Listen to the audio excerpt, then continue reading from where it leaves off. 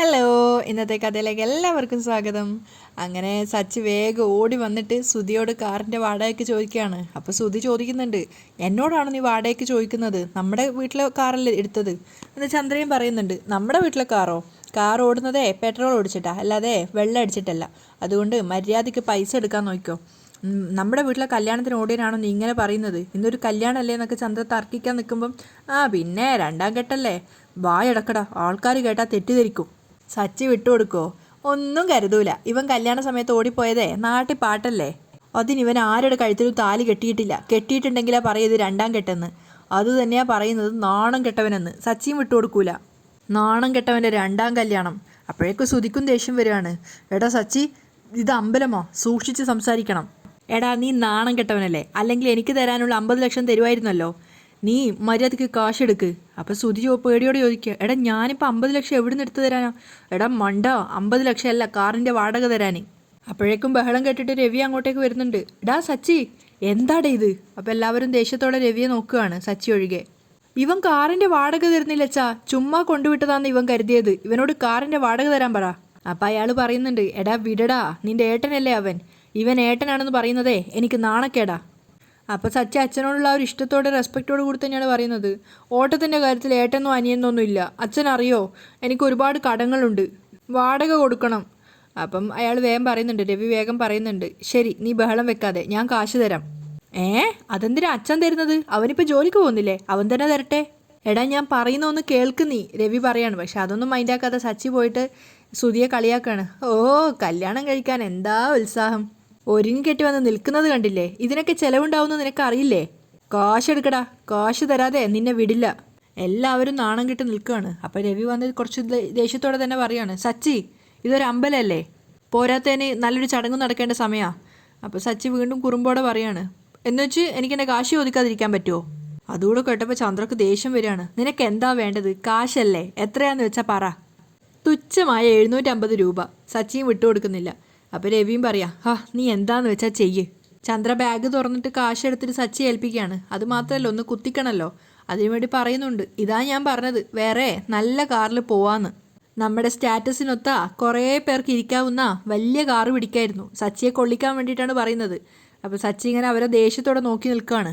അവസാനം പരിഹാസത്തോടെ സച്ചി പറയുന്നുണ്ട്, നിങ്ങളുടെയൊക്കെ സ്റ്റാറ്റസിന് പറ്റിയതേ കണ്ടെയ്നർ ലോറിയാ. ഇവരെയൊക്കെ അതിലിരുത്തി വേണം കൊണ്ടുവരാൻ. അതിനുശേഷം പണം എണ്ണി നോക്കിയിട്ട് തിരിച്ച് 100 രൂപ ചന്ദ്രനെ ഏൽപ്പിക്കുകയാണ്. 100 രൂപ കൂടുതലുണ്ട്. പറഞ്ഞ കണക്കിലേ 1 രൂപ കൂടുതൽ വാങ്ങിക്കില്ല സച്ചി.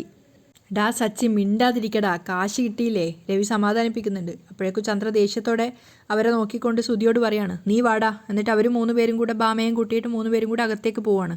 തിരിച്ച് നടക്കുമ്പോൾ ബാമ ചന്ദ്രയോട് പറയുന്നുണ്ട്, സച്ചിയുടെ കാറിൽ വന്നു കഴിഞ്ഞാൽ വാടക കാശ് കൊടുക്കണ്ടല്ലോ എന്ന് വിചാരിച്ചിട്ടാണ് ഇവൻ സച്ചിയുടെ കാറിൽ വരാൻ വേണ്ടി വാശി പിടിച്ചത്. ഇതിപ്പോൾ നിന്റെ കയ്യിലിരിക്കുന്ന കാശ് കൂടെ പോയി. അകത്തെത്തുന്ന സമയത്ത് രേവതി അവളുടെ വീട്ടുകാരും അമ്മയും അനിയനും അനിയത്തിയും ഒക്കെ കൂടെ പൂ കെട്ടുന്ന തിരക്കിലാണ്. അപ്പം ചന്ദ്രമതിയെ കണ്ടപ്പോഴേക്കും വേഗം ലക്ഷ്മി ഇറങ്ങി വന്നിട്ട് വിളിക്കുകയാണ്, ചന്ദ്രമതി ചേച്ചി വാ വാ എന്ന് പറഞ്ഞ് അകത്തേക്ക് ക്ഷണിക്കുകയാണ് നിറഞ്ഞ മനസ്സോടുകൂടി പുഞ്ചിരിച്ചുകൊണ്ട്. അപ്പം മുത്തശ്ശി അച്ചമ്മയൊക്കെ അത് കാണുന്നുണ്ടായിരുന്നു. അപ്പം ചന്ദ്ര കളിയാക്കിക്കൊണ്ട് ചോദിക്കുകയാണ്, സ്വീകരിക്കാൻ വേണ്ടി നീയാണോ ഈ കല്യാണം നടത്തുന്നേ? അത് ശരിക്കും സച്ചിയും അതുപോലെ രവിയും അച്ചമ്മയൊക്കെ കേൾക്കുന്നുണ്ടായിരുന്നു, രേവതിയൊക്കെ കേൾക്കുന്നുണ്ടായിരുന്നു. എല്ലാവർക്കും ഭയങ്കര സങ്കടമാവുകയാണ് അവരോട് അങ്ങനെ സംസാരിച്ച് കേട്ടപ്പം. അതിന് പുറമെ വീണ്ടും ചന്ദ്ര പറയുന്നുണ്ട്, കൂടുതൽ അടുപ്പമൊന്നും കാണിക്കണ്ട എന്നോട്. എൻ്റെ ഫ്രണ്ട്സും ബന്ധുക്കളും ഒക്കെ വരുന്നുണ്ട്. അവരുടെ മുൻപിൽ നീ എൻ്റെ ബന്ധമാണ്, നീ എന്നെ അറിയുന്ന ഒരാളാണെന്ന് പറയുന്നത് എനിക്ക് നാണക്കേടാ. അവരൊക്കെ വരുന്ന സമയത്ത് എന്നെ കണ്ട ഭാവം പോലും നടിക്കരുത്. അപ്പം ദേഷ്യത്തോടു കൂടി അച്ചമ്മ ഇങ്ങനെ നോക്കി നിൽക്കുകയാണ്, കേട്ട് നിൽക്കുകയാണ്. അതിനുശേഷം അച്ചമ്മ ദേഷ്യത്തോടെ എഴുന്നേറ്റ് ചന്ദ്രയുടെ അരികിലേക്ക് പോവാണ്. അപ്പോഴേക്കും എല്ലാവരും ചുറ്റിലും കൂടുന്നുണ്ടായിരുന്നു. സച്ചിയും രവിയും ഒരു ഭാഗത്തു നിന്നും അതുപോലെ രേവതിയും ശ്രീകാന്തും എല്ലാവരും ചുറ്റിലും കൂടുന്നുണ്ടായിരുന്നു ഇവരുടെ ഒരു ബഹളം കേട്ടിട്ട്. അപ്പോൾ അച്ചമ്മ വന്നിട്ട് ദേഷ്യത്തോടെ ചന്ദ്രയോട് ചോദിക്കുന്നുണ്ട്, ചന്ദ്രേ നീ എന്താ ലക്ഷ്മിയുടെ മുഖത്തടിക്കുന്നത് പോലെ സംസാരിക്കുന്നത്? നിന്നോട് അവൾ നമസ്കാരം പറഞ്ഞു എന്നല്ലേ ഉള്ളൂ, മര്യാദ വേണടി, മര്യാദ.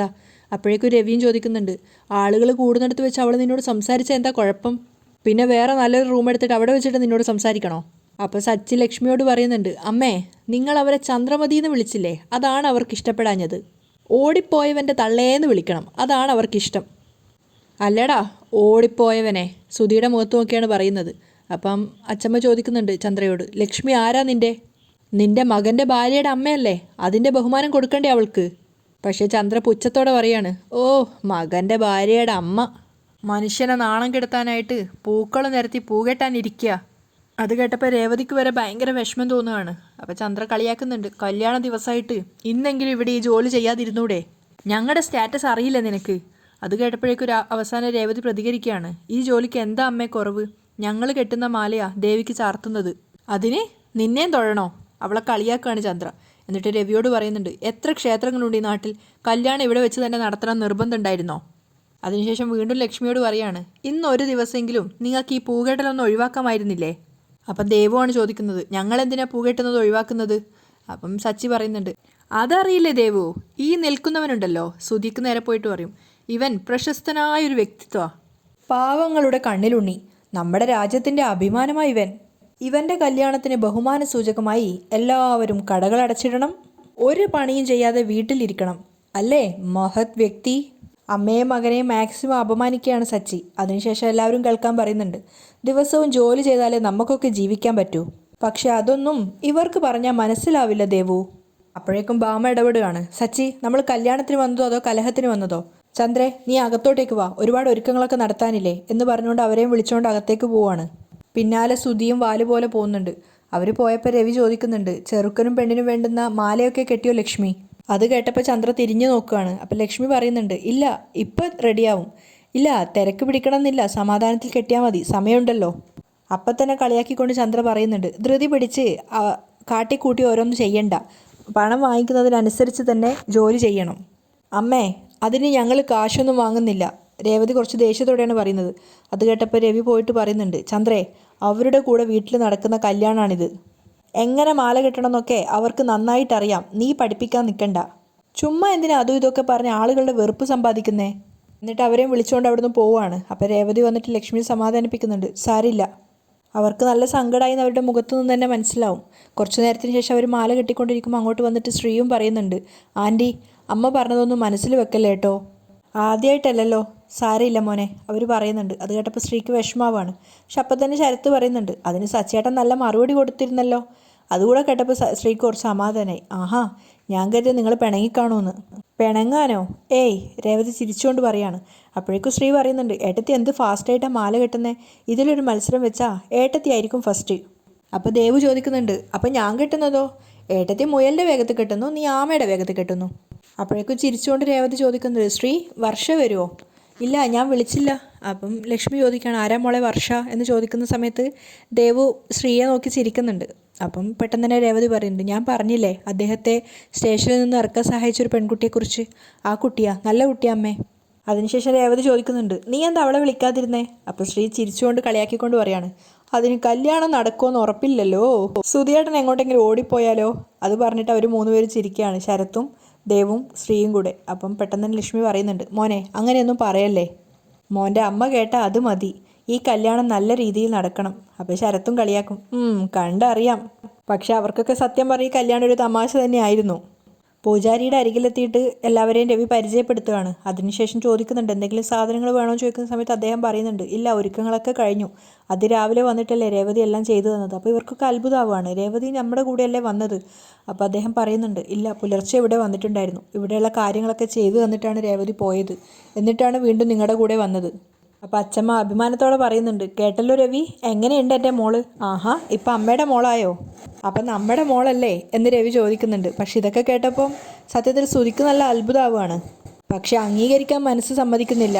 അപ്പം പൂജാരി പറയുന്നുണ്ട്, അവൾ എല്ലാവരുടെയും മകളാ, ഇവിടെ കുടികൊള്ളുന്ന അമ്മയുടെയും, ഇവിടെ വളർന്ന കുട്ടിയാ അവള്. അതിനുശേഷം സുധിയോട് ചോദിക്കുകയാണ്, കല്യാണപ്പെണ്ണ് വന്നോ? ഇല്ല വെയിറ്റ് ചെയ്യുക, സുധി പറയുന്നുണ്ട്.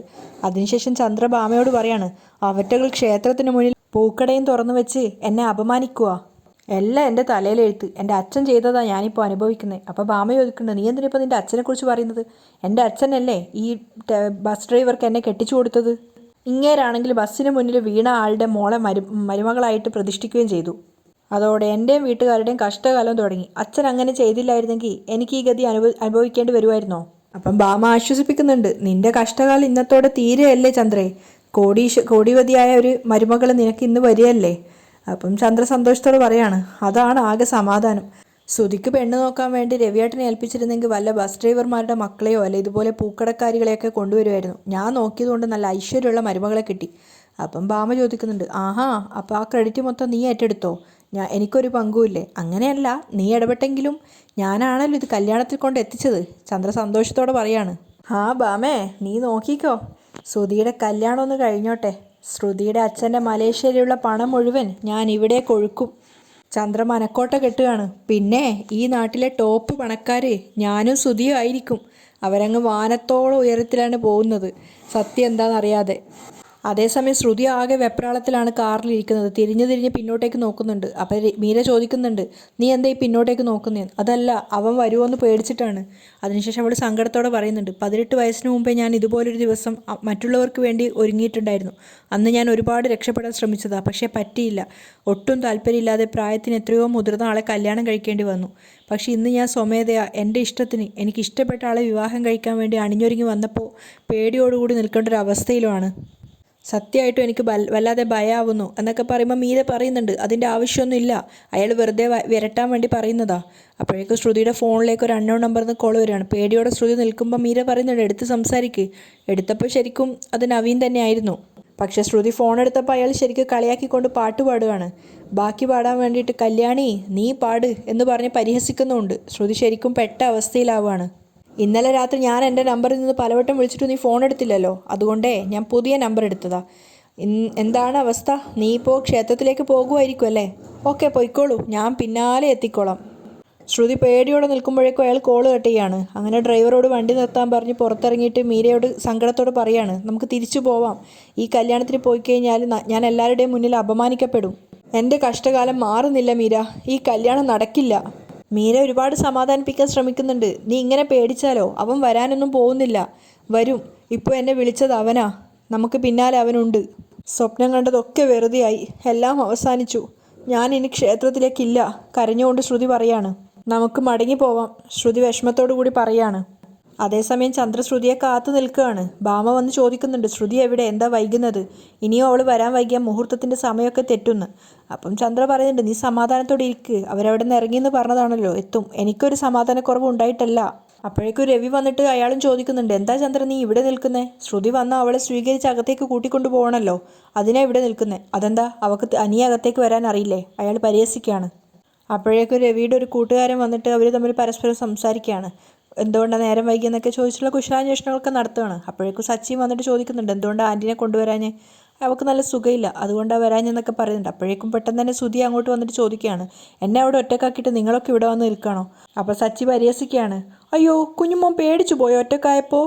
തള്ളയുടെ കൈ പിടിച്ചോളൂ കേട്ടോ, വിടണ്ട. അപ്പോഴേക്കും രവിയുടെ കൂട്ടുകാരൻ ചോദിക്കുന്നുണ്ട്, അല്ല എല്ലാവരും എന്താ ഇവിടെ നിൽക്കുന്നേ?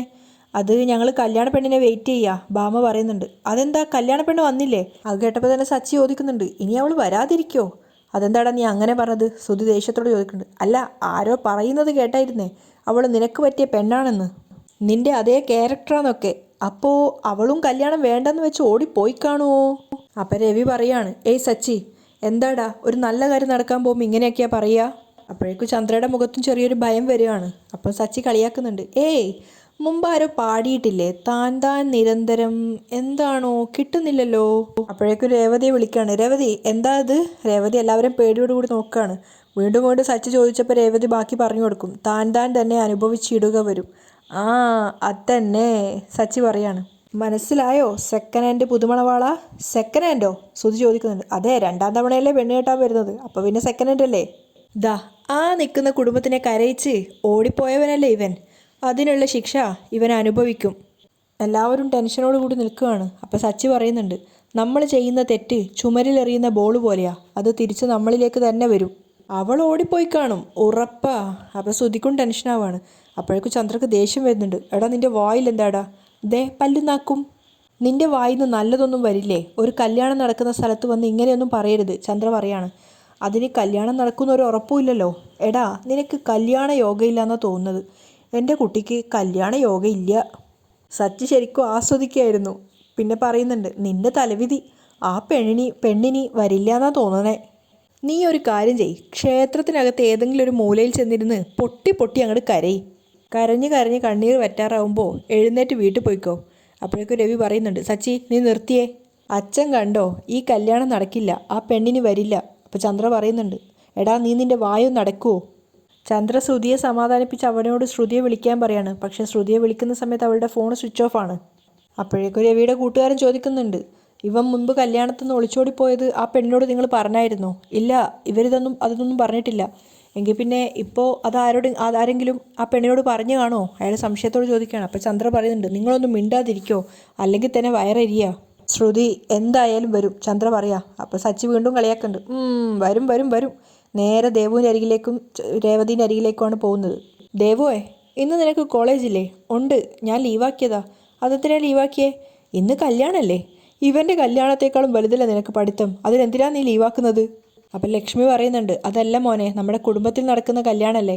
എന്ത് കല്യാണം അമ്മേ? രേവതി, നീ ഇങ്ങ് വന്നേ. ഞാൻ മാല കെട്ടുന്നത് കണ്ടില്ലേ? രേവതി ചോദിക്കുകയാണ്. ഇവന് വേണ്ടിയാണോ മാല കെട്ടുന്നത്? നിനക്ക് വേറെ ജോലിയില്ലേ?